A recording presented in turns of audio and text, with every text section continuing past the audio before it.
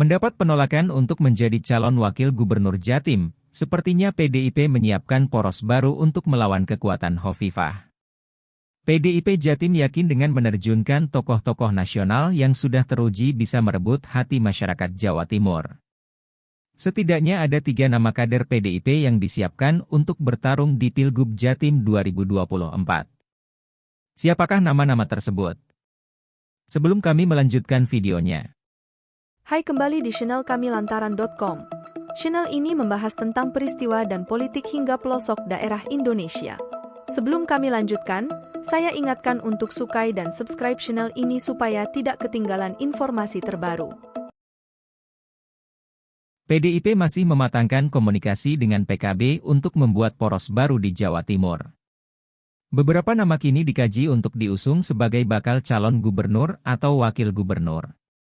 Menteri Sosial Tri Risma hari ini dan Menteri Pan-RB Abdullah Azwar Anas menjadi 2 tokoh yang paling berpeluang. Ketua DPP PDIP Eriko Sotarduga mengatakan, PDIP memiliki banyak kader yang layak maju sebagai bakal calon gubernur Jatim. Selain Risma dan Azwar Anas, ada Pramono Anung dan Said Abdullah. Kemudian, di level Bacawagub ada Bupati Kediri Hanindito Himawan, mantan Bupati Ngawi Kanang, hingga Bupati Sumeneb Ahmad Fauzi. Tinggal nanti harus betul-betul dicek siapa yang diterima masyarakat Jawa Timur, imbuhnya. Jika melihat peta dukungan saat ini, Eriko menduga Jawa Timur menyisakan 2 poros saja. Hanya poros incumbent dengan kami nanti, ujarnya. Incumbent yang dimaksud Eriko adalah pasangan Hovifah Indar Parawansa Emil Elestianto Dardak. Pasangan tersebut telah mendapat dukungan dari 6 parpol, yakni Demokrat, Gerindra, Golkar, PAN, PSI, dan Perindo. Eriko mengatakan, peluang mengalahkan incumbent bukan hal mustahil. Apalagi, PKB dan PDIP merupakan partai pemenang di Jawa Timur dalam beberapa pemilu terakhir. Soal usulan duet Marzuki Mustamar, mantan Ketua PWNU Jatim, Risma yang diusulkan PKB, Eriko menegaskan, tidak ada yang tidak mungkin. Hanya, dari kacamatanya, kader-kader PDIP selayaknya di posisi Bacagub. Sebab, level ketokohan mereka sudah nasional. Risma, Pramono Anung, ataupun Azwar Anas, misalnya, memiliki latar belakang menteri. Ya masak Mas Pram mau jadi wakil, masak Bu Risma jadi wakil, imbuhnya. Meskipun dalam politik, apapun bisa terjadi, bergantung kesepakatan. Duplikasi Pilpres di Pilkada. Ingatan terhadap pelaksanaan pemilu presiden yang penuh persoalan masih terasa di sebagian gerakan masyarakat sipil. Mereka memperkirakan potensi kecurangan Pilpres diduplikasi pada pilkada akan sangat terbuka.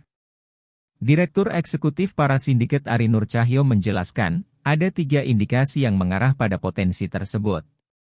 Pertama, ada kecenderungan Jokowi cawe-cawe di pilkada melalui instrumentasi Koalisi Indonesia Maju, KIM, yang melanjutkan kerja sama politik hingga pilkada.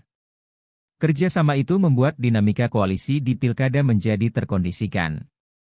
Ini bisa jadi kendaraan politik bagi Jokowi agar tetap memberikan pengaruh, papar Ari.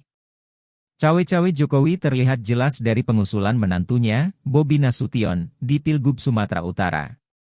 Hal yang sama terbaca dari dinamika kandidasi Pilgub Jakarta. Kim diduga didorong oleh Jokowi untuk mengusung Ridwan Kamil demi menghadang Anies Baswedan. Indikasi kedua, lanjut Ari, masih terjadi instrumentasi hukum yang diduga untuk melanggengkan dinasti politik penguasa. Misalnya, pada putusan MA terkait syarat batas usia calon kepala daerah di tengah tahapan pilkada sedang berlangsung. Putusan tersebut dicurigai akan memuluskan jalan bagi Kaesang Pangarep maju di Pilgub DKI. Ini persis polanya seperti yang terjadi menjelang Pilpres, terangnya. Indikator ketiga, menurut Ari, ada potensi penyelewengan demokrasi dan konstitusi melalui politisasi bansos dan politik uang. Sebab, kebijakan bansos akan dilanjutkan Jokowi sampai Desember 2024. Dia juga menyoroti mobilisasi politik yang membuat netralitas TNI Polri dipertanyakan serta netralitas PJ Kepala Daerah dan ASN rawan konflik kepentingan. Terima kasih telah menyimak informasi hingga selesai. Bila pemirsa menyukai informasi ini, silahkan tekan like, komentar, bagikan dan subscribe video ini.